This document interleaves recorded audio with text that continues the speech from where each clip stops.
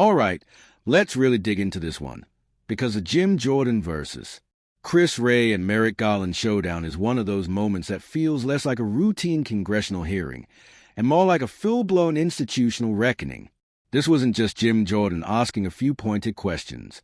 This was Jordan laying out a narrative that a lot of Americans already feel in their gut but rarely hear articulated so bluntly inside the halls of Congress, that the FBI and the DOJ are no longer just law enforcement agencies, but political actors who have crossed a very dangerous line. And the centerpiece of this confrontation? The alleged spying on Kash Patel. Now, whether you love Jim Jordan or can't stand him, one thing is undeniable. When he smells blood in the water, he doesn't circle politely. He charges. And that's exactly what happened here. Setting the stage, why this moment matters to understand why this exchange hit so hard, you've got to zoom out a bit. 4 years now, trust in federal institutions has been eroding, not just among conservatives, but across the political spectrum. The FBI used to be one of those agencies that benefited from a kind of unquestioned legitimacy. Even when people criticized it, there was still a baseline assumption that it operated in good faith. That assumption is gone. Between the Russia investigation, the FISA warrants, the Hunter Biden laptop saga, the January 6 investigations, and now allegations of internal surveillance against political figures, the FBI and DOJ are no longer seen as neutral referees. They are seen as players. And that perception is exactly what Jim Jordan tapped into. Kash Patel isn't just some random guy, either. He's a former Trump official, a former House Intelligence Committee investigator, and someone who was directly involved in exposing FBI misconduct during the Russia probe. In other words, he's not just a critic of the FBI. He's someone who knows where the bodies are buried. So when allegations surface that the FBI may have been monitoring or spying on Patel, it doesn't look like coincidence. It looks like retaliation. And that's the heart of Jordan's argument. Jim Jordan's core claim. This is about power, not just as Jordan's takedown wasn't loud for the sake of being loud. It was methodical. He kept coming back to the same theme. This is what happens when agencies meant to enforce the law start protecting themselves instead. Over and over again, Jordan pressed Wray and Garland on basic questions that should have simple answers. Why was Kash Patel targeted? What predicate justified surveillance? Who authorized it? What safeguards were in place to prevent abuse? And every time, the answers were vague, evasive, or buried under bureaucratic language. That's where Jordan thrives. He understands that silence, deflection, and I can't discuss ongoing investigations are not neutral responses. They are admissions without admitting anything. Jordan wasn't asking for classified details. He was asking for accountability, and the refusal to give it made his case for him. Chris Wray. The art of saying nothing. Chris Wray's performance in moments like this has become painfully predictable. Calm tone, serious expression, endless references to process, protocol, and institutional integrity. But here's the problem. When you're accused of abusing power, repeating that you respect the institution doesn't actually help. In fact, it often makes things worse. Jordan hammered Wray on this exact point. The FBI, he argued, keeps asking the public to trust it while simultaneously refusing to explain its actions. That's not how trust works. Trust is earned through transparency, not demanded through authority. Wray's refusal to give direct answers about Patel didn't come across as responsible.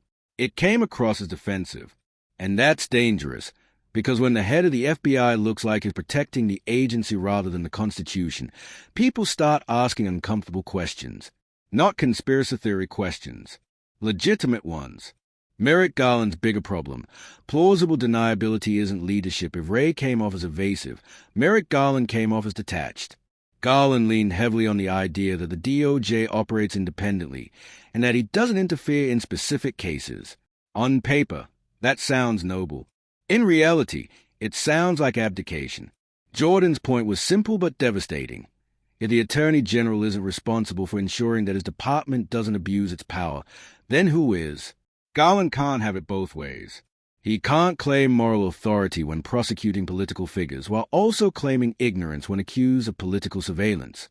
At some point, leadership requires ownership, and Jordan made it clear that "I wasn't personally involved" is not an acceptable answer when constitutional rights may have been violated. Kash Patel, Why is the perfect target? This is where the story gets especially unsettling. Kash Patel isn't just outspoken. He's effective. He played a major role in uncovering flaws in the FBI's handling of the Russia investigation, particularly the FISA process. That alone makes him a threat, not to national security, but to institutional reputation. Jordan argued that targeting Patel sends a message: challenge us, and we will watch you. That message doesn't have to be spoken aloud to be effective. The mere possibility of surveillance is enough to chill speech, discourage whistleblowers, and intimidate critics. This is how free societies quietly slide into something darker, not through mass arrests, but through selective enforcement and quiet intimidation. And Jordan wasn't subtle about this point. He framed the situation as a warning sign, not just for conservatives, but for anyone who values civil liberties. The hypocrisy angle: no one is above the law, except us. One of Jordan's sharpest lines of attack was hypocrisy. The DOJ loves to say no one is above the law. It's become a mantra. But Jordan flipped it around and asked, does that include the DOJ itself? When the FBI surveils parents at school board meetings, investigates political opponents, or allegedly monitors former officials like Patel, the same standards suddenly don't apply. Oversight becomes obstruction. Questions become attacks on democracy. Jordan made the case that the phrase rule of law has been weaponized, used selectively to punish outsiders while shielding insiders. That argument resonates because people can see it play out in real time. Leaks are ignored. Misconduct goes unpunished. Whistleblowers are targeted. And yet, the agencies insist they are acting impartially. At some point, the disconnect becomes impossible to ignore. Why this exchange felt epic, what made this moment stand out, wasn't just Jordan's intensity. It was the imbalance. You had a congressman armed with facts, timelines, and direct questions, facing off against officials armed with talking points and legal disclaimers. Jordan wasn't performing for cable news. He was prosecuting a case, not in court, but in the court of public opinion. And unlike traditional political theater, this felt consequential.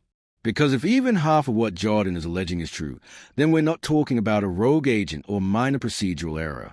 Let me know what you think about this video in the comments section. If you enjoyed it, don't forget to hit that like button, subscribe, and turn on the notification bell so you don't miss any of my future uploads. I'd love to hear your thoughts in the comments. Let me know what you think or what you want to see next.